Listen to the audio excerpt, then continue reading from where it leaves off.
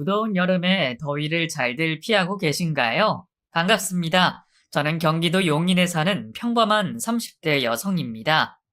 전 사람들 이야기를 듣는 걸 좋아해서 이 채널의 모든 사연을 모두 듣고 댓글로 응원과 위로의 글을 남겼어요.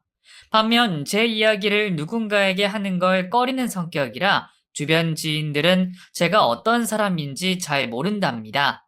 그런데 이상하게 이 채널에 들어올 때마다 소중한 친구를 만난 기분이 들었어요. 여기 계신 분들은 모두 제 편이 되어 들어주실 것 같은 마음도 컸답니다. 그래서 이렇게 사연에 글을 적기 시작했네요. 대부분의 사연들처럼 저도 남편과 시댁 간의 갈등과 문제가 좀 컸습니다. 작년에 큰 일을 겪고 나서 무척이나 괴롭고 힘들었었는데 그때 이야기를 지금부터 꺼내보도록 할게요. 부디 제 사연을 끝까지 들어주시길 부탁드립니다. 직장 생활하던 중 동사무소에 등본과 초본이 필요해서 동사무소를 찾아갔어요.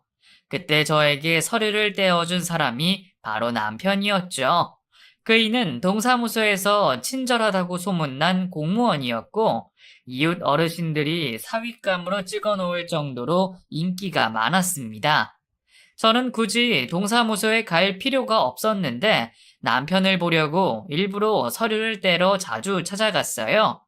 그이는 제 이름을 기억하고 있어서 우연히 동네에서 마주치면 저를 부르곤 했답니다. 저 또한 남편이 명찰을 달고 일해서 진작부터 이름을 알고 있었네요.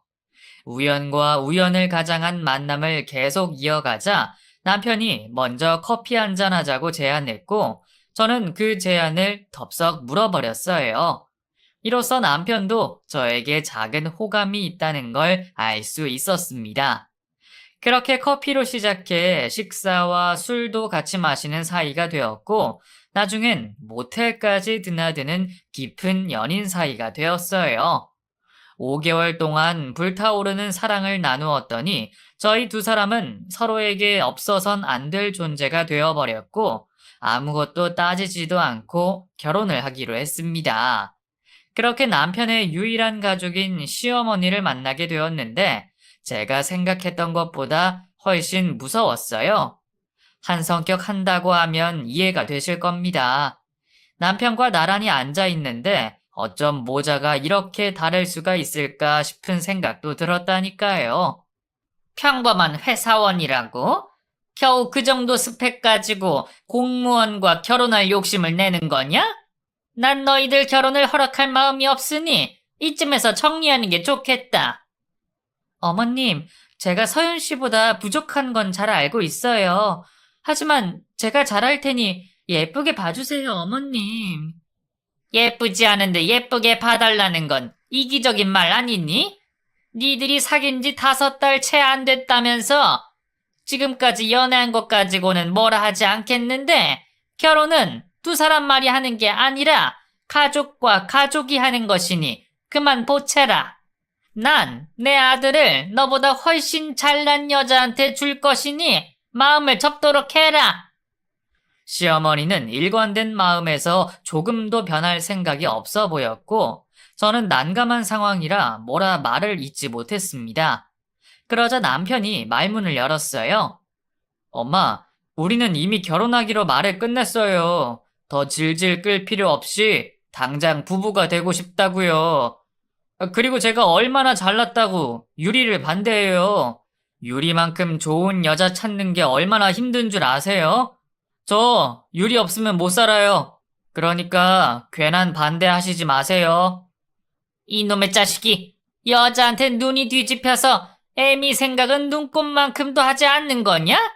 내가 널 공무원 만들려고 들어간 돈과 시간 그리고 뒷바라지를 얼마나 많이 해줬는지 잊은 거야? 이 애미가 허리가 빠지게 고생한 걸 생각해서라도 결혼도 너와 비슷한 공무원 같은 나랏밥 먹는 애랑 사자 들어가는 며느리를 데리고 와야 할 거 아니야? 너 정도면 얘보다 훨씬 잘난 여자를 만날 수 있으니까 정신 좀 차려라. 엄마 고생한 건 알죠. 그런데 결혼은 내가 사랑하는 사람과 하고 싶다고요. 게다가 유리가 다니는 회사 좋은 곳이에요. 중견기업에 연봉도 꽤 잘 받는다고요. 도대체 저보다 얼마나 더 잘난 여자를 만나야 성에 차시겠어요? 그리고 사자 들어가는 여자는 저 같은 공무원은 쳐다도 보지 않는다고요. 그리고 남편은 공무원 월급이 쥐꼬리인 걸 모르느냐며 제가 그이보다 우월하다고 추켜 세웠습니다. 그런데도 시어머니는 철밥통인 공무원이 1등 신랑감이라며 저를 끝까지 밀어내려고 하셨어요. 결국 이렇다 할 결론을 내리지 못하고 흐지부지하게 만남이 끝나버렸습니다. 시어머니는 당장 마음을 돌릴 생각이 없으셨는지 그날 이후로 저를 만나주시지 않았어요. 한편 저희 친정 부모님은 남편을 보시고 흡족해 하셨습니다. 그이의 행동과 말이 딱 어른들이 좋아할 만했기 때문에 몇 마디 대화를 나누시자마자 사위로 인정하는 분위기였답니다. 시어머니만 마음을 돌리면 바로 상견례를 치를 텐데 차일피일 날짜가 미뤄졌어요. 친정 부모님도 대충 어떤 상황인지 아셨습니다. 그러자 부모님은 아들을 애지중지 키워서 그런 거라며 충분히 이해를 하신다고 말씀하셨고 조금만 더 기다려보자고 하셨네요. 그렇게 한 달의 시간이 지났지만 여전히 시어머니는 저를 만나길 거부하셨습니다. 그러다 보니 저도 불만이 쌓여 남편과 결혼할 마음이 점점 사라져갔고 이런 시어머니에게 허락을 받는다고 해도 앞날이 걱정되어 다시 생각하기로 했어요. 그런데 피치 못할 사정으로 시어머니를 다시 만나게 되었습니다. 제가 혼수로 아이를 먼저 갖는 바람에 가능한 일이었죠. 그녀는 제 얼굴을 보자마자 불만이 가득한 기색이 역력했는데 한편으로는 손주를 갖고 싶어하는 기대감에 찬 표정이었답니다. 임신했다고? 드디어 일을 냈구나. 내 아들을 차지하려고 생각한 게 고작 임신이었니? 내가 결혼을 반대하니 이런 식으로 내 아들과 결혼할 계략이었구나. 참신한 방법으로 날 설득하지 못하고 옛날 수법인 임신을 해오다니. 치! 어머님, 제가 일부러 아이를 가지려고 한 건 아니에요. 저나 서윤 씨나 결혼하고 신혼을 지낸 다음에 아이를 가질 생각이었다고요. 그리고 저는 진심으로 서윤 씨를 사랑해요. 뭘 바라고 결혼하겠다는 마음은 추호도 없습니다. 그러니 제발 저 좀 예쁘게 봐주세요. 잡소리 집어치워라. 내가 금이야 오기야 키운 아들을 너같이 평범한 애한테 빼앗기는 게 분통이 터져 죽겠는데 핑계 따윈 하지 말라고. 하, 그래, 네가 이겼다. 내 아들하고 결혼해라. 임신까지 했는데 여기서 내치면 사람이 할 짓이 아니니 허락하겠다. 대신 내가 요구하는 혼수와 예단을 모두 줘야 할 거다. 난 고리타분한 여자라 간단하게 치르는 건 질색이거든. 알겠어요. 친정 부모님께 말씀드릴게요. 혼수도 제대로 된 거로 준비하도록 하겠습니다. 듣던 중 반가운 소리구나. 그 리스트는 내가 직접 써서 보내줄 테니 준비해라. 그리고 결혼식은 내가 정할게. 점쟁이 찾아가서 나를 받아올 테니 내가 하라는 날에 결혼해라. 시어머니 요구가 짜증스럽게 들렸지만 남편과 결혼하기 위해 입을 다물고 고개를 끄덕였답니다. 그렇게 얼마 뒤 상견례를 치르게 되었는데 역시나 시어머니는 자신의 아들이 아깝다는 말을 아끼지 않았고 친정 부모님께도 저에게 했듯이 까칠하게 굴었어요. 누가 보면 집안이 엄청 크게 차이 나는 것처럼 보이는 것 같았답니다. 아들이 공무원이라는 이유 하나 가지고 엄청 생색을 내셨네요. 그래도 저희 부모님은 시종일관 예의를 지켜주셨고 시어머니의 쓴소리에도 환한 미소를 지으시며 대답해 주셨어요. 다행히 시어머니가 원하는 예단을 모두 드리기로 했고 혼수 또한 고가의 제품으로 채워주시기로 했답니다. 남편은 자기 엄마의 태도와 요구 때문에 너무 죄송하다고 부모님께 사죄의 말을 건넸고 부모님은 외아들을 둔 어머니의 마음을 충분히 이해한다며 괜찮다고 말씀해 주셨습니다. 한 달하고 보름이 지나자 시어머니가 점쟁이한테 받아온 결혼 날짜가 다가왔고 무사히 결혼식을 올렸습니다. 작은 문제 하나 생기지 않아서 아주 좋게 끝이 났어요. 신혼여행은 제가 임신 중이라 장시간 비행기를 타지 못해 가까운 제주도로 5일 동안 다녀왔네요. 신혼집은 시어머니의 재산으로 마련해 주셨는데 5층짜리 저층 아파트였습니다. 이런 말하면 치사하지만 제가 해온 혼수와 예단에 비해 너무나 작게 준비하신 거였죠. 아파트도 너무 낡아서 인테리어를 해야 했고 그 돈을 저희 친정에서 지원했답니다. 그래도 사랑의 힘이 위대했으니 저에게 집은 아무래도 상관없었답니다. 또 임신과 결혼을 한 저는 회사에 휴직서를 내고 집에서 태교에만 전념하게 되었어요. 그런데 집에서 편하게 쉬고 있는 제가 보기 싫었는지 시어머니는 거의 매일 찾아오셔서 잔소리를 늘어놓으셨습니다. 넌 또 누워있는 거냐? 임신은 너 혼자만 하니? 하고 있는 꼬락서리를 보면 임금이 따로 없다니까. 듣자하니 집에서 살림도 거의 하지 않는다며? 내 아들이 퇴근해서 저녁밥을 차린다는데 그게 말이 된다고 생각하니? 밖에서 나랏밥 먹고 들어오는 내 아들이 자기 손으로 저녁을 차리는 것도 모자라 집에서 팽팽 노는 마누라 밥까지 챙겨줘야 하는 게 맞다고 생각하니? 뚫린 입이 있으면 대답을 해봐! 어머님, 죄송해요. 제가 입덧이 너무 심해서요. 그리고 누워있지 않으면 어지러워서 견딜 수가 없어요. 그이 식사를 챙겨주려고 주방에만 들어가면 헛구역질이 나오는 바람에 어쩔 수 없이 그이가 식사를 챙기고 있는 거예요. 죄송하지만 당분간은 이렇게 지내도록 할게요. 뱃속의 아이를 위해서라도 제 몸을 아끼는 게 좋을 것 같아요. 그러자 시어머니는 이마와 미간에 인상을 찌푸리셨고 마녀 같은 표정을 지으셨습니다. 아주 상전 나셨네.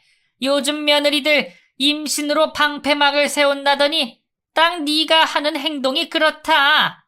아주 작정을 하고 공무원 남편을 꿰차버리더니 이렇게 살려고 다 계획한 거지? 철밥통 공무원 골수를 빼먹으면서 말이야. 시어머니는 남편이 세상에서 제일 잘난 사람인 줄 아는지 지겹도록 공무원 거리며 잘난 체를 하셨습니다. 그리고 제가 공무원 남편 덕을 보며 편하게 놀고 먹는 여자로 지낼 줄 알았는지 흰소리를 제잘제잘 떠들었네요. 귀에 딱지가 앉을 정도로 그 소리를 들어서 지겨워 죽는 줄 알았답니다. 어머님, 서윤씨 8급 공무원이에요. 월급이 얼마나 된다고 제가 그이 덕을 보고 산다는 거예요? 생활비 조금 받는 거 빼고는 일체 돈을 받지 않는다고요. 터진 입이라고 말을 막 하는구나. 감히 공무원을 비하하는 발언을 해? 그렇게 만만하면 너도 공무원을 해보지 그랬냐? 넌 공무원 경쟁률이 얼마나 센지 아니? 낙타가 바늘구멍에 들어갈 확률과 맞먹는다고? 그런데 뭐? 공무원 월급이 얼마 안 된다고 흰소리를 해? 아주 바라는 것도 많다. 도무지 시어머니는 말이 통하지 않았어요. 대화가 되어야 말대답을 하든 화를 낼 텐데 기승전결 공무원은 잘났다 라고 말을 맺어버리고 귀를 닫아버리니 미치겠더라고요. 신혼 초부터 시어머니 덕분에 스트레스는 이만저만이 아니었는데 그나마 남편이 대신 사과하고 배려해줘서 조금이나마 기분이 나아질 수 있었답니다. 그이는 제가 임신 4개월 차까지만 해도 완벽한 남편이었어요. 하지만 어떤 배우자건 사고를 치기 마련인 것처럼 제 남편도 큰 실수를 하게 되었습니다. 어떤 실수인지는 후반부에 말씀드릴게요. 어쨌든 간에 저는 그이가 일으킨 문제 때문에 이혼까지 결심했답니다. 하지만 남편이 용서를 구하고 한 번만 기회를 달라고 빌고 또 빌었답니다. 결국 뱃속에 있는 아이를 생각해 마음을 돌려 그 일을 용서하게 되었고, 이혼 위기를 넘기고 다시 잘 지낼 수 있었어요. 그리고 이 문제는 아무에게도 말하지 않았답니다. 그렇게 계속 잘 지내보렸는데 항상 시어머니가 문제였습니다. 어떻게 된 게 날이 지날수록 시어머니 행세는 더 심해지고 임산부인 저에게 하는 막말은 날이 갈수록 늘어갔어요. 마치 저를 괴롭히는 게 재밌고 스트레스가 풀리는지 신나게 떠들고 저를 혼냈어요. 늘 그렇듯이 공무원 아들이 대단하다는 결론으로 끝을 맺으면서 말이죠. 너는 임신 5개월이면 입덧이 끝날 때도 되지 않았니? 아니, 어떻게 된 게 내가 여기 올 때마다 입덧이 더 심해지냐? 너 지금 쇼하는 거지? 내가 너한테 뭐라도 시켜 먹을까봐 일부러 입덧하는 척 하는 것 같은데. 내 말이 맞지? 내가 나가면 아무렇지 않게 이것저것 처먹고 지내지? 아니에요, 어머님. 쇼라뇨. 말도 안 됩니다. 임산부마다 증상이 다른 건 어머님도 잘 아시잖아요. 저처럼 곤욕스럽도록 헛구역질하는 사람을 봤을 거 아니에요. 매일 뱃속의 아기를 생각해서 억지로 밥을 먹고 있는 상황인데 어머님이 그렇게 말씀하시니까 정말 기분 나쁘네요. 참지 못하고 그렇게 말했더니 이제 막 나가는구나. 어디 시어머니한테 고개 빳빳이 들고 대들어. 임신해서 어쩔 수 없이 며느리로 받았더니 이제 내 머리 위에 앉으려고 하는 거냐? 라며 검지손가락으로 제 이마를 밀었답니다. 너무 속이 상한 저는 눈물을 터뜨리며 제발 그만 좀 괴롭히라고 울분을 토했더니 시어머니는 아랑곳하지 않고 제 속을 계속 긁었어요. 야, 쇼하지 마. 눈물 연기한다고 내가 그만둘 것 같아? 이게 어디서 악어의 눈물을 흘리고 있어? 이래서 내가 널 반대한 거야. 내 아들 덕에 호강이 얄얄한 년이 꿈쩍도 안 하고 자빠져 있는 꼴 못 보니까 당장 일어나서 청소하고 빨래부터 해. 오늘 내 아들이 먹을 저녁을 제대로 차리는 걸 두 눈으로 확인하고 갈 테니까 요령 피울 생각하지 말고 움직여. 시어머니가 절 노려보며 끝장을 보려고 하는 것 같아 저는 힘든 몸을 일으켜 인내하며 집안일을 했고 주방에 들어가 억지로 음식을 했네요. 그러자 시어머니는 그것 봐라. 다 할 수 있으면서 농땡이 치고 있던 거잖냐? 앞으로 임신했다는 빌미로 아픈 척 연기하지 말고 네 잘난 서방에게 매일 따뜻한 국물을 준비해서 식사 챙겨줘라. 서윤이가 국 없으면 밥을 못 먹는 건 알고 있니? 자빠져 놀고 처먹기나 하니 알 리가 있을까? 오늘은 이만하고 가지만 다음에도 자빠져만 있으면 국물도 없을 줄 알아! 라고 화를 내고 돌아가셨습니다. 그리고 잠시 후 남편이 집에 들어오자 걱정스러운 눈으로 아픈 몸으로 식사를 왜 준비했느냐며 물었답니다. 시어머니가 옆에서 달달 볶아서 그랬다고 답했더니 그이는 고개를 제대로 들지 못하며 미안해했고 자기가 상황과 분위기를 봐서 시어머니께 신혼집에 그만 드나들라고 말하겠다고 했어요. 하지만 남편은 자기를 애지중지 금지옥엽으로 키워준 시어머니한테 한마디의 말도 하지 못했고 시어머니는 여느 때처럼 저희 집을 오가며 온갖 막말로 저를 괴롭혔습니다. 이를 탈출할 방법은 빨리 출산하고 회사에 복직하는 것뿐이었어요. 집에서 태교하는 게 그렇게 불만이시니 아이를 낳으면 친정 부모님께 맡기고 회사에 나갈 생각이었습니다. 임신 8개월 차가 되면서 입에 달고 살았던 입덧이 그쳤고 입맛도 심하게 돌기 시작했어요. 저는 그동안 먹지 못했던 치킨, 피자, 초밥 등 마음껏 먹었고 뱃속에 아이가 먹고 싶었는지 싫어하던 생선도 실컷 먹었답니다. 그런 모습을 본 남편은 이제야 마음이 놓인다며 매일같이 먹을 걸 사다 주었어요. 친정 부모님도 시시때때로 들러서 진수성찬을 차려주셨고요. 그런데 저의 먹는 모습을 싫어하는 사람이 있었으니 역시나 시어머니였습니다. 입덧하고 움직이지 못하면 그걸로 혼을 내고 잘 먹고 지내니 또 그걸 가지고 뭐라 하셨어요. 넌 또 먹니? 아까 점심 먹었다면서 빵이 주둥이로 들어가냐? 어떤 애가 나올지 모르겠지만 엄청 유별난 놈이 나오려나 보다.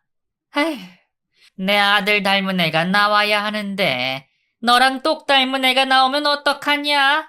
이제라도 태교를 위해 공부를 하든 책을 읽든지 좀 해. 너처럼 무식하고 한심한 손주 보기 싫단 말이다. 자기 전에 책 읽고 있어요, 어머님. 그리고 제가 무식하다뇨. 저 서울에 있는 대학 나왔고 회사도 좋은 데 들어갔습니다. 따지고 보면 서윤 씨보다 제가 똑똑하다고요. 그 이 말을 들어보니 취직을 못해서 공무원 시험을 준비했다는데요. 뭐야? 지금 내 앞에서 내 아들 흉을 보는 게야? 그리고 서윤이 같은 엘리트를 회사들이 못 알아봐서 취직을 못한 거라고? 내 아들은 부족한 거 하나 없다. 흉을 보는 게 아니라 사실을 말하는 거예요, 어머님. 저 좀 그만 괴롭히고 그만 가주시면 안 될까요? 빵 먹다가 체하겠어요. 허!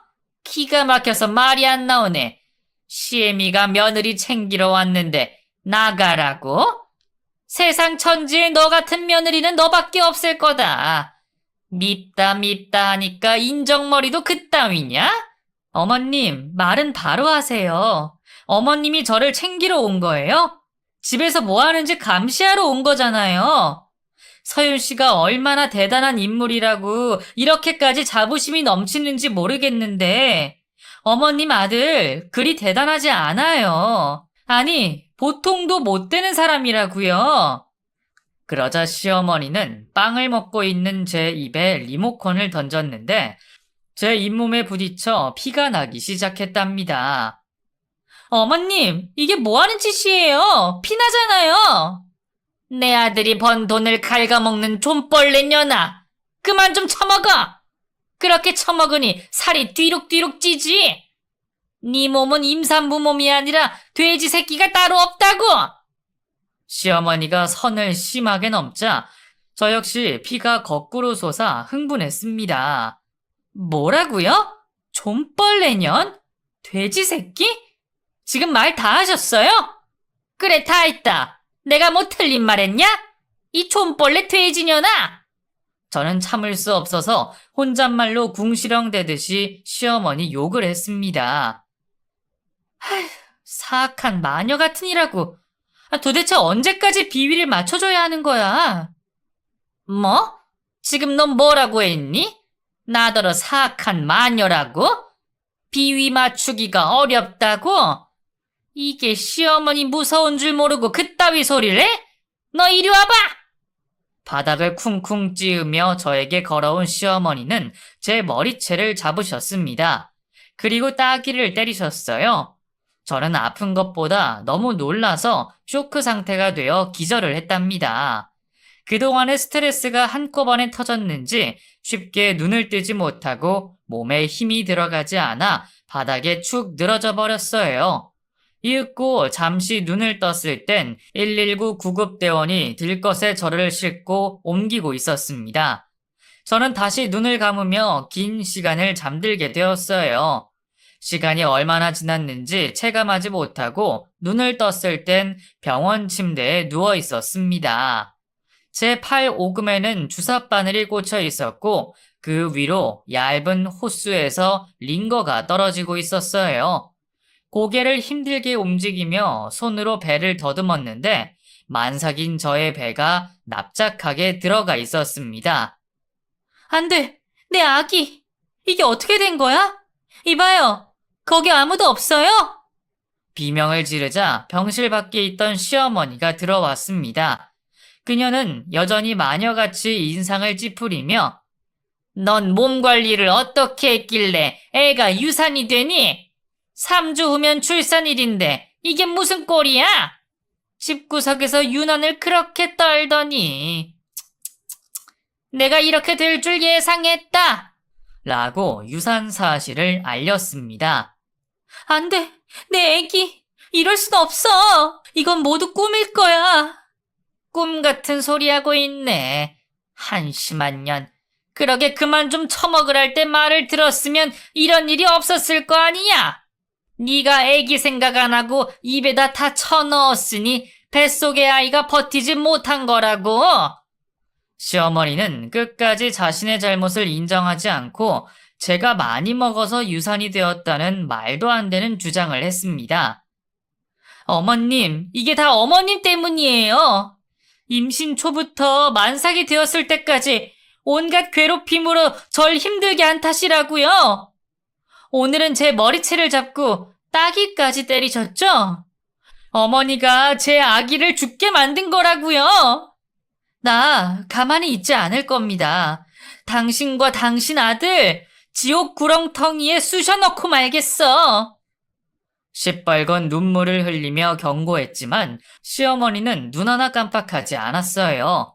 오히려 제가 유산이 되었으니 이쯤에서 남편에게 그만 기생하고 이혼하라고 하더군요. 이혼이요? 그럼요, 당연히 이혼해야죠. 이봐요, 마녀 아줌마. 당신 아들이 무슨 짓을 한지 알고 있나요? 내가 임신 4개월이 되었을 때 같은 동사무소에서 일하던 년하고 바람을 피웠어요. 어머머, 얘가 정신이 나갔나 보네. 내 아들같이 완벽한 사람이 그런 짓을 했겠니? 너 설마 허언증까지 생긴 거야? 허언증? 내 말 잘 들어요. 당신 아들은 불륜으로 동사무소에서 소문이 퍼져서 동료들이 고발했어요. 그 덕에 공무원직에서 파면당했다고요. 지금 그 인간은 동사무소가 아니라 우리 아빠 회사의 낙하산으로 취직해서 밥벌이하고 있어요. 내가 임신만 아니었으면 이혼했을 텐데 뱃속의 아이를 생각해서 용서했습니다. 그런데 당신이 날 이렇게 만들었으니 더 이상의 자비와 용서 따위는 없을 줄 아세요. 당신 아들하고 상간녀한테 손해배상 청구할 거고 이혼 소장도 날릴 거예요. 그리고 당신, 나를 유산시킨 증거가 빼곡히 있다는 걸 모르겠죠? 그동안 마녀인 당신이 나한테 했던 수많은 욕설과 막말 모두 녹음했어요.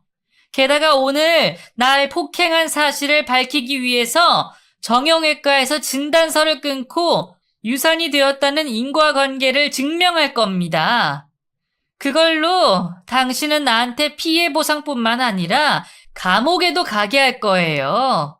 어때요? 이래도 내가 허언증 환자로 보이십니까? 마녀 아줌마? 제가 앞서 남편이 큰 사고를 쳤는데 용서했다고 말씀드린 건 바로 불륜을 저지른 일이었어요. 시어머니한테 말한 것처럼 공무원직에 파면당하고 저희 아빠 회사에 취직해서 일하고 있었죠. 한편 이 모든 사실을 친정 부모님은 모르고 계셨어요. 제가 불륜으로 파면당했다고 말했으면 당연히 이혼하라고 하셨을 테니 다른 이유로 공무원직을 그만두었다고 둘러댔죠. 하지만 이젠 아무것도 숨기지 않고 진실을 밝히기로 했습니다. 제가 핸드폰을 찾아 아빠에게 전화를 걸려고 하자 시어머니가 다급히 제 핸드폰을 가로채며 말했습니다. 새아가, 네가 한 말이 모두 진짜냐? 내 아들이 불륜을 저질러서 파면당했다고? 그리고 나랑 있을 때 녹음했다는 게 진짜냐? 핸드폰 이리 내요.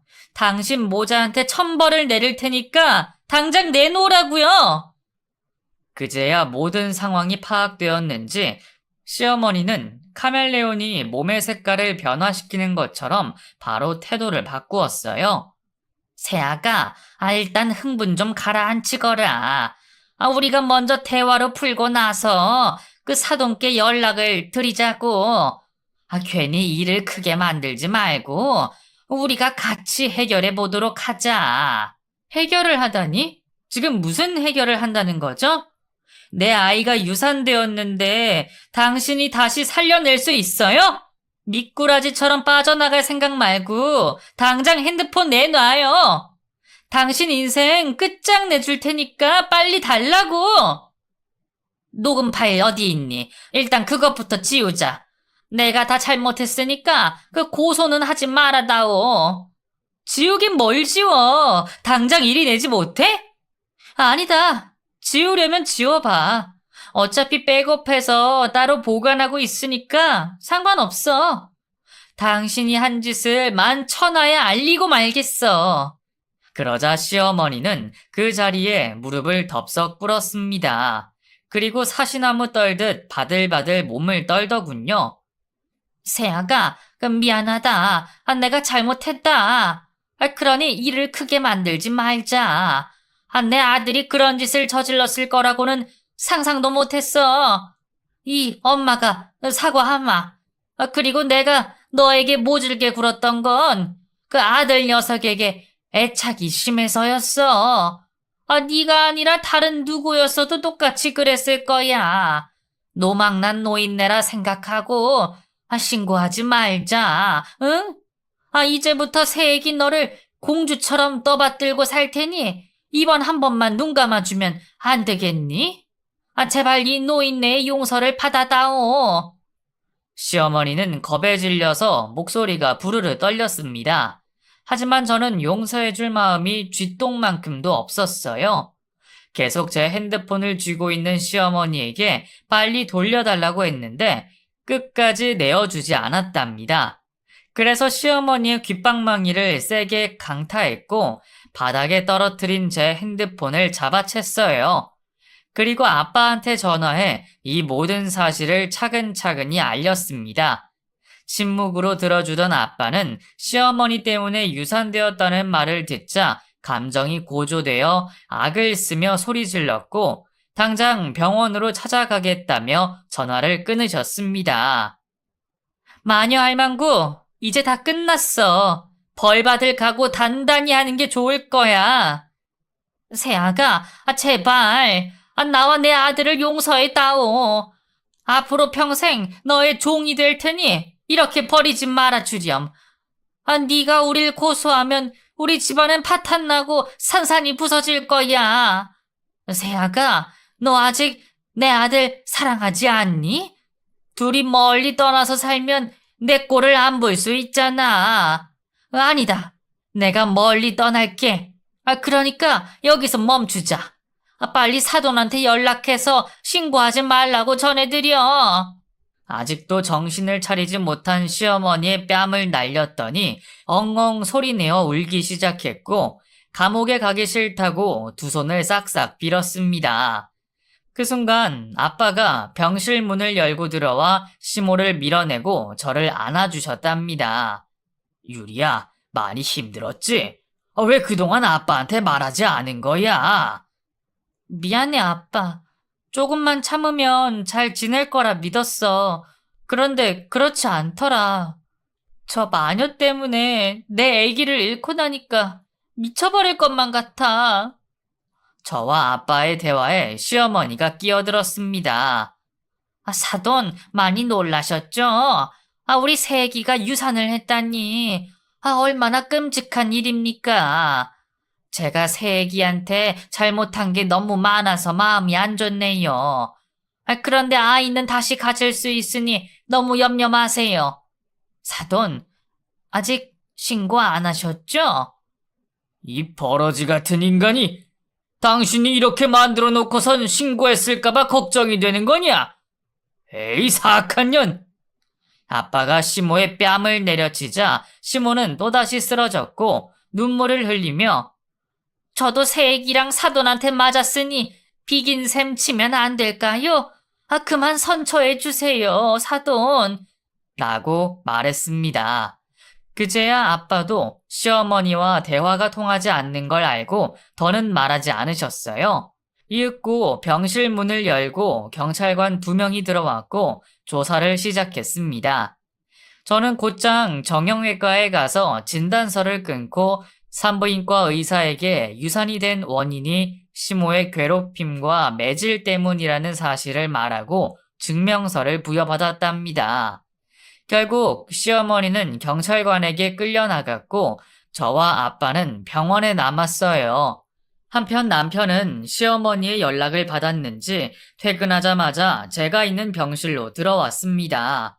홀쭉해진 저의 배를 보며 눈물을 글썽이더군요. 여보, 이게 어떻게 된 일이야? 유산이라니. 당신도 내가 이렇게 될 거라 예상했지? 그게 무슨 소리야? 당신이 유산될 걸 예상했다니. 무슨 말을 그렇게 해?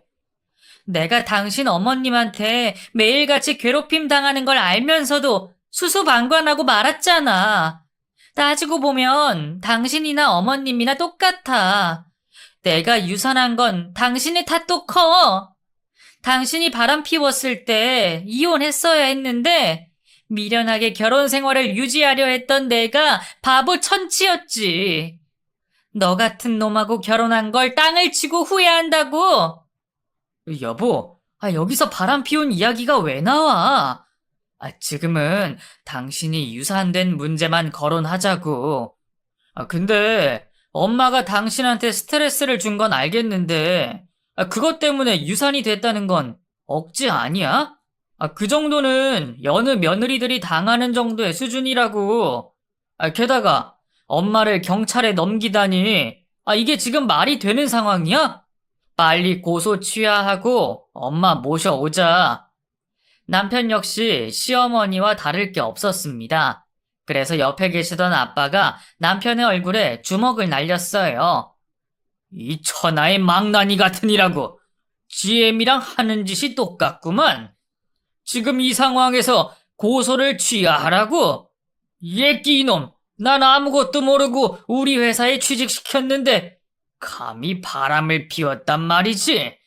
넌 내가 가만 안 둘 줄 알아.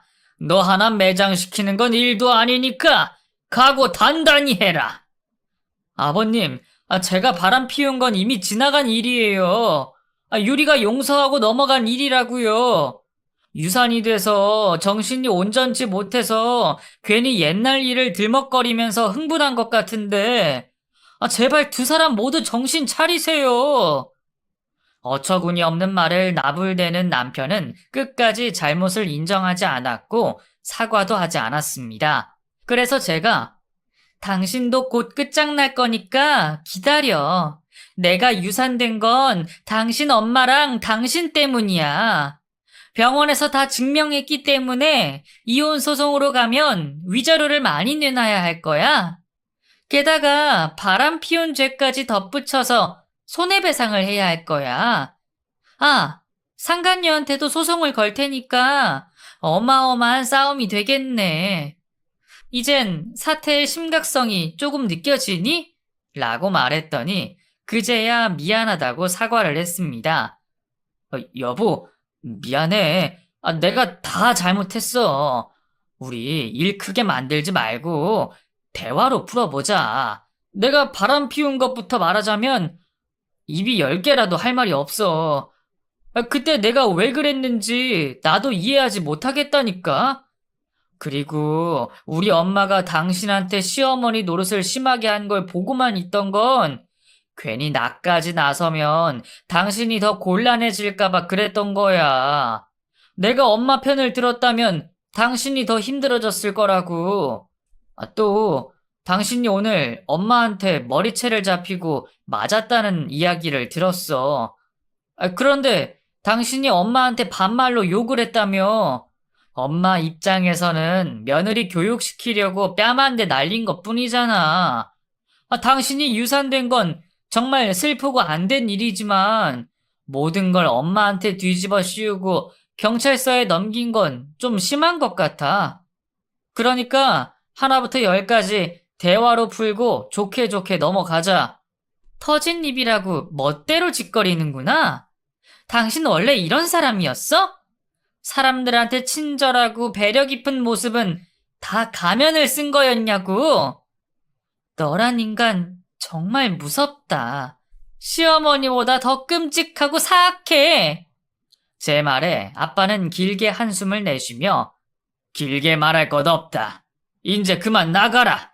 니놈이 한마디만 더 하면 내가 무슨 짓을 저지를지 모르니 썩 꺼져! 라고 경고했습니다. 이에 남편은 장인어른까지 왜 그러세요? 어른이면 어른답게 일을 잘 매듭지어 주셔야지. 왜 자꾸 일을 크게 만드시는 겁니까? 유리한테 이혼녀 딱지를 붙여줘야 속이 시원하시겠어요? 라고 말했습니다. 이윽고 아빠는 얼굴이 붉게 변하며 분노하셨어요. 결국 참지 못하고 남편의 중요 부위를 세게 걷어찼습니다. 그러자 남편은 저절로 무릎을 꿇게 되었고 고통의 신음을 내질렀어요. 장인어른, 이게 뭐 하는 짓입니까? 왜 이렇게 무식하세요? 유리랑 다시 아기를 갖지 못하면 어쩌려고 여길 걷어찬 거냐고요? 내가 너랑 애를 다시 갖는다니 무슨 헛소리야, 이 나쁜 자식아. 아예 고자가 되어버려라. 진짜 아프네. 간호사, 여기 좀 와봐요. 그리고 남편은 급소를 잡은 채 간호사 둘에게 부축해서 병실로 나가버렸습니다. 급하게 비뇨기과로 옮겨져 수술을 받게 되었답니다. 아빠는 그이의 수술이 끝나고 비뇨기과 병실로 찾아갔어요. 그런데 끔찍하게도 앞으로 아이를 가질 수 없는 건 물론이고 남자 구실을 절대 할 수 없게 되었답니다. 아빠가 말하길 남편은 고자가 되었다는 상실감에 폭풍 오열하고 있다고 전했어요. 저는 그 소식을 듣고 걱정은커녕 너무 통쾌해서 깔깔거리고 웃고 말았습니다. 잠시 유산된 일은 잊고 배꼽 빠지게 자지러졌네요. 상황이 이렇게 되자 남편은 아빠를 고소하겠다고 말했어요. 제가 시어머니 고소를 취하하면 참겠다고 조건을 걸더라고요. 전 아빠가 잘못될 수도 있다는 생각에 그렇게 할 마음이었어요. 하지만 아빠는 절대 시어머니를 용서하지 않겠다고 했고 이미 사건이 검찰로 송치될 예정이라 고소 취하를 한다 해도 벌은 피하지 못할 거라 하더군요. 남편은 눈에는 눈, 이에는 이라며 아빠를 폭행죄로 고소했고 경찰 조사를 받게 되었습니다. 아빠가 그이의 급소를 걷어찬 과정을 구구절절 설명했는데 경찰관들이 맞을 짓을 했다며 아빠 편을 들어줬답니다. 경찰관들은 고소를 했기 때문에 이를 완전히 피할 수 없지만 벌금형으로 끝날 거라며 안심시켜 주었어요. 한편 병원에서 퇴원한 저는 곧바로 변호사를 선임해 남편과 상간녀에게 손해배상을 요구했고 이혼 소장을 날렸습니다. 여러 가지 피해 사실을 알렸더니 법원에서 얄짤없이 남편에게 막대한 위자료를 청구했답니다. 그이는 백수에 모아둔 돈도 없어서 신혼집을 정리하고 위자료를 물어주었고 시어머니에게 청구한 손해배상금은 시모의 집을 팔아서 물어줘야 했답니다. 완전히 알거지가 되고 만 거죠. 돈도 다 빼앗기고 평생 남자 구실 못하고 살게 되는 벌을 받았으니 속이 다 시원했습니다. 또 시어머니는 제가 제출한 온갖 욕설과 막말이 들어오는 녹음본과 병원 진단서를 제출해 제 뱃속의 아이를 죽게 한 관계로 인정되어 폭행치사죄를 선고받아 교도소로 이감되었네요. 오랫동안 감옥에서 썩을 거라는 말에 조금이나마 한이 풀리고 하늘로 간 애기한테 고개를 들 수 있었습니다. 그 이후 저에게 이혼당한 남편은 단칸방에서 살며 배달 일을 하며 근근히 먹고 살고 있답니다. 남자 구실을 할 수 있어 여자를 만날 수도 없다네요. 이렇게 저의 한 맺힌 복수는 끝이 나 버렸고 새로운 삶을 살기 시작했습니다. 모든 걸 잊고 회사에 복직해 평범한 일상을 지내다가 거래처 총각이 따라다니기 시작했어요. 제가 이혼녀라고 말해도 끝까지 포기하지 않고 매달렸답니다. 그래서 지금 그 총각과 재혼에 성공해서 슬아에 쌍둥이 딸 둘을 낳고 잘 살고 있어요. 제가 겪었던 전남편과 시어머니 일은 2년도 되지 않은 가까운 과거의 일입니다. 요즘 세상에도 이런 인간들이 있다는 걸 꼭 알리고 싶어 주저리 떠들었네요. 여러분의 시어머니는 어떤 분이신가요? 저와 같은 시모가 아니기를 바랄 뿐입니다. 그럼 저희 사연은 여기서 마치도록 할게요. 부디 좋은 하루 보내시고 더위 조심하시길 소망합니다. 안녕히